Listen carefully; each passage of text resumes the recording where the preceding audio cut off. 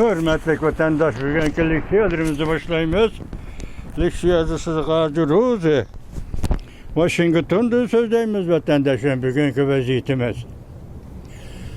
Avval bugünkü çiğistaş 2025 yıl 12. ayın 29. gün haftiga Düşenbe vatandaş. Başka bir joyga kelib qoldik. Leksiyada Sıdıkacı Ruzi. Washington'da sözdeyimiz. Hürmetli vatandaş, bugünkü birinci vaziyet nima desiniz? Hazır Jungo nochilik qilib o'tamdi qandaq vatandaş? Tungillatim başlap tugidek hozir Tayvan bo'g'izini cho'r degan holda. Hatto Tayvan bilan Ulug' okean o'rtasidagi suv liniyasi va qirg'oqdagi birinchi sapdan olqib o'tib, hozir Tayvan bo'g'izi harbiy ma'naviyat o'tkazayotdi. Amaliy o'q bilan vatandaş. Vaziyat buningda jiddiylashgan bo'ladi, lekin Tayvanning ichki qismidan aytsangiz, hozir poychak bozorida hech qanday davrinish yo'q. Hatto Xitoy shunday harbiy ma'naviyat o'tkazayotgan bir paytda Tayvanda poychakning bahosi mislsiz darajada o'rlab, bozor muqimligini saqlab qolgan gap. Bu ajoyib gap vatandaş bu. Shunday paytda endi bu birinchi vaziyat shu, shuning yarasha holda Tuvanda endi boshqalar ham qisqa xabarlar shaklida, hem gazet matbuot xabarlari shaklida sizlarga vatandoshlar leksiya so'zlaymiz. Anglanglar buni. Birinchi endi qisqa xabar, Xi Jinping o'z qo'li bilan dafna qildi. Ya'ni imperiya, Jungo imperiyasi oxirlashga yuzlandi. Uzil-kesil gumron bo'ldi. Richard Mange ekranda. Aqliy mablag' solg'uvchilar torbiti 12. ayning 28. kuni YouTube vatandashi. Amerika xalqi qo'lladi Tayvanning Amerikaga qo'shilib ketishini. Shinbin Yingyang torbiti, Yingbang torbiti kechiringlar. 12. ayning 28. kuni YouTube vatandashi. Yani bir xabar ekranda Amerikani xotirjam qilmayotgan haqiqiy narsa Tayvan emas. Ishki Mong'oliyadagi yadro qurollari tahdidi. Ishki Mong'oliyada 360 o'rinda yadro qurollarini qo'yib berish qo'dog'i bor. Amerika nima ishga xotirjam bo'la olmaydi? Tayvan bo'g'izi bu faqat ochiq oshkora masaladir. Yadro qurollari bazısı bu haqiqatan bir masaladir. Mange torbiti 12. ayning 28. kuni YouTube vatandaş. Bog'ding shahrida zo'r ko'lamlik namoyish portildi. Biz arliq sizlarga Shanxay shahrida zo'r ko'lamlik namoyish portildi, uni bostirdi degan edik. Bugunlardan endi 28. kuni xabar, Bog'ding shahrida zo'r ko'lamda namoyish portildi. Tanjiyuan obzorlari 12. ayning 28. kuni YouTube. Yani bir xabar ekranda Limbio Beijing'de allaqachon o'ltirilgan edi. Aeroplanda qachish o'rinlashtirilgan bir xil qachish video filmi. Jungo detallari torbiti 12. ayning 28. kuni YouTube. Limbio'nun vakası 1972 yıl 9. ayının 13. kuniga to'g'ri keldi vatandaş. Bir aeroplan Vindirxanda tushib ketdi Mong'oliyada. Aile tabobati bilan Limbio shu voqeada fojiali holda qazo bo'ldi deyilgan hozirgacha. Bu to'g'rida Xitoy obzorchilarining tadqiqot to'xtamayotdi. Bugun hamda oxirgi nuqtada shunday aytibdi. Limbio Beijingda kichig'ida allaqachon o'ltirilgan. Bu Vindirxan uçup bağan aeroplan ve bir xil o'rinlashtirish deydi vatandaş. 12. ayning 28. kuni Jungo detallari torbiti. Ekranda yana bir xabar, Isroiliya parlamenti kollektiv isyan ko'tardi. Tayvan diplomatiyasi tarixiy xarakterlik natijaga erishdi. Shaowin torbiti 12. ayning 28. kuni YouTube. Yani bu yerda Isroiliya parlamenti tarixiy xarakterlik isyan ko'tardi degani Tayvanni qo'llab yoki Tayvanni hukumatning e'tirof qilishga majburlab degandek bo'lsa kerak. Ekranda yana bir xabar, Tayvanga avval qo'l solmaydi. Jungo tavlaşqa başladı. Okinawa Jungo'nun zemini territoriyasi dedi. Yaponiya toq qisqat bilan javob qaytardi. G'azab va qarshilik. Jungo Kompartiyasiga o'lim e'lon qilish, halokat e'lon qilish. Shimol Amerika Wangli to'rbiti 12 ayning 28-kuni o'tib. Bu yoqda Tayvan mening deydi Jungo. Buni qo'yib turib, Yaponiya hozir Tayvanga emas, Okinawaga diqqat qilishi kerak. Ya'ni Okinawani Jungo nima deydi? Jungoning territoriyasi, Jungoning zemini deydi. Bu tunji qatam, tunji yangi atashgan vatandosh hozir demak, Xitoy tilidagi Chongshan oroli, bu Yapon tilidagi Okinawa oroli bu orolni Jungo hukumati mening degan gap vatandoshim. Ya'ni bir xabar ikki anda Amerika armiyasi Venesuelani qamal qildi. Jungo Kompartiyasining 300 ming tonnalik neft tashish parxoti tutib qolindi. 300 ming tonna, yo'q. Tutib qolindi. Bu harbiy istixborot idorasi to'rbiti 12-ayning 28-kuni o'tib. Yana bir xabar ekranda Rossiya davlat ichi o't dengiziga aylandi.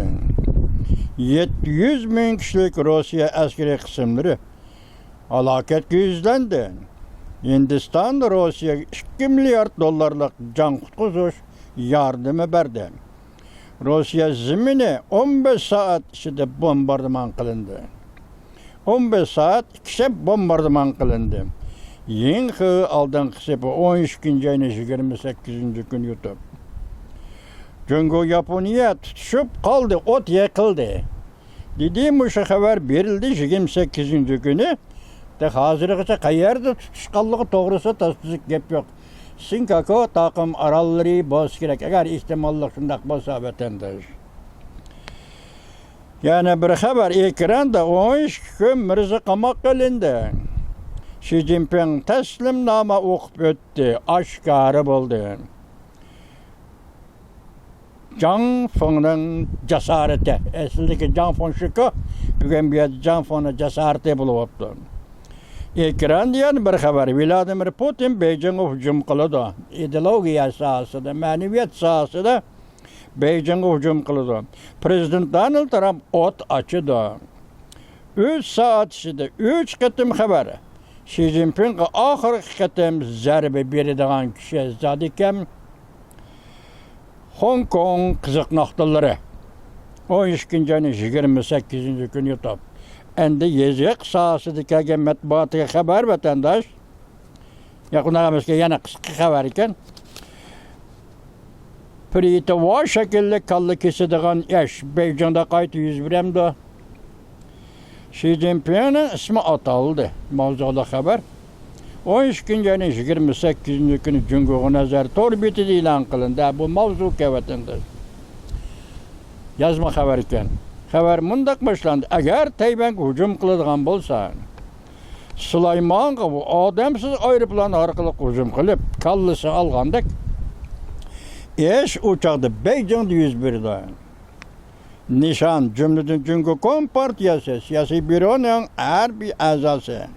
har bir a'zosini va jumladan Markaziy harbiy ishlar komitetining raisi Xi Jinpingni o'z ishiga oldi. Zarba berish jihatda. Bu ish dunyo miqyosida ozodlik armiyani to'sib qola oladigan bir kuch mushovi deganlikdir. U chaqda Jungo Kompartiyasi o'zidan avvalgi sobiq sovetlarga o'xshash tarixning axlat duvisiga ko'mib o'tiladi. Nopozdoq matbuot odimi Bill Gritis 28-kuni Ekes sahnasida mundaq yozdi. Men hozir Washington Vaqt gazetining davlat bexatarligi bo'yicha nopozdoq muxbiriman. 24-kuni muxbir gazetida 24-kuni bu muxbir gazetda Washington Vaqt gazetida Amerika Qo'shma Shtatlar Davlat Majlisi Tayvanning mudofaa ishlarini texamir yuqori ko'tarishni talab qiladi mavzuliq maqola e'lon qilib, bu maqolada Amerika Qo'shma Shtatlarining 2026-yillik moliya yilida Devlet müdafiası hukuk beriş kanun layihasi ilan kılıp adamsız aeroplan planı hakkında toxtaldı. Gazete munda görsetdi. Gertes. Yani Washington Vakt gazetinin muhbiri Bill Gertes. Munda görsetdi. 2026 maliye yılında Devlet müdafiası hukuk beriş kanun layihasi Tayvan'a münasebetlik mühim mazmunlarının biri. 5 burcaklik binanın Tayvan bilen birleşip adamsız aeroplan işlep çıkarışı ve adamsız aeroplan sistemisi kuruş talep kılındı. Devlet Meclisi aşı kanun layihasida Tayvan'a koyuvatkan talep. Bu plan 1266 madde boyunca 5 burcaklik bina hukuk verilgende 5 burcaklik bina 10 ay burun 900 milyar dollar hamçot yani haracetke erişidi. Nemi dedik? Japoniya 122 trilyon yen devlet müdafiasıga. Bu yerda Amerika Qo'shma Shtatları fakat adamsız aeroplan için 900 milyar dollar hamçot. Japoniya, Amerika Qo'shma Shtatları devlet haraceti vatandaşlarga armiyaga sarf qilayotgan harajat. Bundan tasavvur qilib olsangiz bo'ladi arqa tarafni. Amerika, Yaponiya birlashib Jungoga qarshi turishga o'tdi. Yadro qurollari Yaponiyaga o'rinlashtirildi. Darajadan tashqari harbiy baza maxfiy qurildi. Yaxshi kayfiyat orbiti 12 ayning 29-kuni YouTube vatandaş Xi Jinping deb yezilgan uch xat. Endi buni anglang. Jungo nazar orbiti 12 ayning 29-kuni. Xat mundaq boshlandi. Bu xatni yozgan kishining ismini ko'rmadim. Shundaq debdi, men debla boshlabdi. 1996-yılı, 90-yıl 9 ayda Pujen sen bilen görüşkendim. Hazırlık ahvalım mundaq, senin hazırlık ahvalın mundaq deb xat yazıptı. Bunu tayyorlab kelishim sebep hazır bir addi fura, Xitoy furası. Tünci qitim obzorchilari, inqilobchilari yoqda qoldi-ku. Tünci qitim Uyg'urlar va Tibetlar to'g'risida degan so'z borkan, shuni tarjima qilib keldim vatandosh. Mundaq 1990-yılı 9 ayda Pujen shaharlik komitetning binasının bir burcakida allaqachon 30 yıl, 35 yıl, 35 yıl ötdi. Men siz bilen görüşken edim. Bugünkü günde siz hürmetke xon ataldınız. Men bolsam yamaklık kiyim kiyip yürüymen. Hazırlıkça dala tüzde şehir kışlaklarda yürüymen. Cihanның ısığını gördüm, cihanның soğuğunu gördüm. Sen kor niyet çıkensen, Xi Jinping qartib davadıdan. Suiqasd çıkensen, 10 yıl işide işletmegen hünerin kalmadı. Hiç nimeden tep tartmadın. Hem yerde bir oligarxiya, yani bir üzemçilikni bozorga silib, bir adam öz aldığı iş görüp, şahsga cho'qinish ve amelde baquvvandilik qiladigan siyosiy tuzumni yana asliga keltirding. Bu xat yana mundaq abzaslar bor. Diqqat ya, ko'pchilik. Bichorlarning yuragini so'qilding. Haqqa oxir eshib qolgan ozgina erkinlik va negizi huquqini xalqning qo'lidan tortib olding. Advokatlar, muxbirlar, bu xavf faoliyatchilari, yani puraviy faoliyatchilar, diniy e'tiqod guruhlari, ommaviy fuqaro qatorli g'ayri ideyadik kishilarni tutib, biroqli yo'qotding. Uyg'urlar, Tibetlar, Moğollarga etnik gruplarni shafqatsiz bostirding. Saqchilarni o'z mayliga qo'yib etib, qonun ijro qilding. Har qanday kishini, har qanday joy tutib olib, qo'lga olding. Cismani ceza berdin, hayatıdan ayrıdın. İnternet, akli mülk ve internet akli iktidar ve ideolojik tekniklerini turguzup, Yani biyologiyalik texnikalarni turg'izib, kirmagan teshigin qolmoqcha internetni qamal qilib, nazorat qilib, kishilarning xususiy ishlari va xususiy paranglariga yo'l qo'ymadan o'zaro qo'shiq, o'zaro quturtib, o'zaro kurashga undab, o'zaro pash qilishga chaqiriq qilib, davlatni yuqoridan tuvangacha vahima paydo qilding. İnsaniyetga yo'l ko'rsatib bermoqchi bo'lding. Sharq gullari va sharq gulladi g'arb cho'kdi deding. Sening mening davlatim qaltis deding. İnsaniyet o'rtaq gavdisini xiyol qilding. Bir yo'l bir belbog' deding. Sarangning gapini qilding. Xalqaro tartibni og'dirmoqchi va uning o'rniga o'zing Jungo Kompartiyasini dastatmoqchi bo'lding. Amerika yaxshilik qilsa, vafo qilmading. Shangani, Hong Kongni vayron qilding. Tayvanni birlikka keltiraman deding. Bu kishi sen, Xi Jinping degan kishi. Bu xat yaqinda Jonahayda Xi Jinpingga topshirilibdi vatandosh. Endi yana qisqa xabarlar anglang. Ekranda Amerika harbiy aeroplanlari Jungo Tayvanni cho'rdab harbiy manevr qildi. Yani Amerika harbiy aeroplanları bilan to'qnashib qoldi. Amerika harbiy aeroplanlariga duch keldi. Jungo Kompartiyasi Tayvanni cho'rdab harbiy manevr o'tkazganda Amerika harbiy aeroplanlariga duch keldi. Bular telegraf orqali jang qilishdi yoki telefon suhbati orqali jang qilishdi. Axborot to'rbiti 12-oyning 29-kuni yutdi. Tuyuqsiz yetib kelgan xabar Jungo armiyasi Tayvanni cho'rdab harbiy manevr qildi. Xi Jinping bir ish terimdi nima? Armiya ichida Xi Jinping muridlarining gumron bo'lganligini yoshirmoqchimi? Yoki yo'qolgan inovatini asliga keltirmoqchi bo'ldimi? Chimpokon 12-oyning 29-kuni yutdi. Yani bir xabar endi misli ko'rilmagan krizis. Beijing'ning prezident Donald Trumpga bergan vaqti az qoldi. Mavzuli xabar 12-oyning 29-kuni Tayvan markazi agentligi tarafidan e'lon qilindi. Xabar mundaq boshlandi.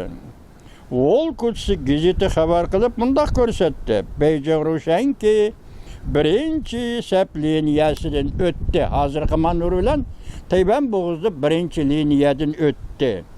Tayvan bo'g'izida to'qnash yuz bergan hamon Tayvan yaqin turgan Yaponiya orollari va Yaponiya aholisi zarbaga uchragandan tashqari Tayvanning taqdiri nihoyatda tezda Amerika Yaponiya bexatarlik, ittifoqdoshlik va zich munosabatiga ta'sir ko'rsatdi. Volkochisi munda xabar qildi. İqtisod va geopolitikalik siyosat qatlamidan qaraganda Jungoning Tayvanga tajovuz qilishi Yaponiya bilan Tayvanning eng zo'r ittifoqdoshi Amerikaning davlat manfaatiga zo'r tahdid elib keladi. Jungoning tajovuz umumyuzlik cheklash uchun Tayvan Amerikaning urushga kirishiga ehtiyojli bo'ladi. Amerika urushga qatnashib, unumli urush qilish uchun Yaponiyaning yordam berishiga ehtiyojli bo'ladi. Mana bu bugungi vaziyat. Tayvan bo'g'izida markazlashgan vaziyat. Chunki Amerika munosabati va Jungo Yaponiya munosabatiga markazlashgan vaziyat. Buning uchun biz bosh yo'ldoshlar va vatandoshlarga aytdik. Yaponiyaning harbiy xarajatini oshirganligi 122 trillion yen. Hozir Amerika Qo'shma Shtatlarining maxsus odamsiz aeroplan ishlash uchun ajratgan puli 900 milliard dollar. Davlat mudofaasiga berilgan puldan boshqa maxsus odamsiz aeroplan uchun ishlashga. Davlat majlisi shuni talab qildi Tayvandan. Tayvan bilan Amerika birlashib buni ishlab chiqarish kerak deyildi yuqorida vatandosh. Endi bu ishlar shundoq. Endi hozir yana bir xabarda Şu Şinjayla atrofida Yaponiyaning vaziri Sani Takeichi Washingtonni ziyorat qildi. Endi 4-oyda prezident Donald Trump o'zi va'da qizdan chiqadi Beijingni ziyorat qilaman dedi. Mo'shuningdan qarasangiz endi tungillatin nimdidik umumyuzlik Tinch okean rayini yurish qilish. Endi Tinch okean rayini yurish qilish degan sizlarga so'zlab bo'lgan edik. 2026 yılı Reis Xi Jinping için tehdit. Yaki xatarlı ekanligini Reis Xi Jinping özü şundaq dedik. Bugün Tayvan boğazıda amaliy o'q bilan harbiy manevr qilish Cumhuriyet Kompartiyasi paydo qilayotgan tahdid. Buningga Amerika Qo'shma Shtatlar qandaq inkas qaytirdi? Yaponiya qandaq inkas qaytirdi? Bu endi oldimizdagi hurmatli vatandosh. Ko'rdingizmi, mana sovuq havo tushdi deganga.